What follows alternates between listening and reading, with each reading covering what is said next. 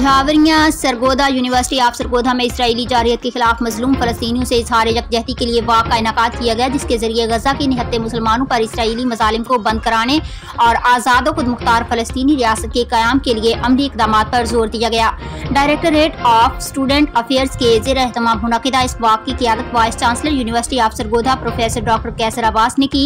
University fountain चौक से शुरू होने वाली वाक़ लाइब्रेरी चौक पर जाकर इख्तिताम पजीर हुई। वाक़ में शरीक तलबा ने हाथों में प्ले कार्ड्स, पोस्टर और बैनर उठाकर मजलूम फलस्तीनियों से यकजहती का इजहार किया।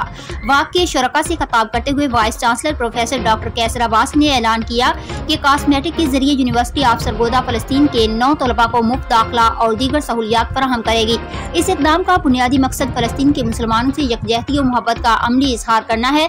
उन्होंने गजा की सरजमीन पर इसराइली यरगाल, बर्बरियत और वहशियाना बमबारी से होने वाली मजलूम फलस्तीनियों की अमवात पर गहरे दुख का इजहार किया और इसराइली सफाकियत की शदीद अल्फाज में मज़म्मत की। उन्होंने मुतालबा किया कि इसराइली बर्बरियत के खात्मा और फलस्तीन की आज़ादी के लिए उम्मत मुस्लिमा मुत्तहिद होकर इक़दामात करे।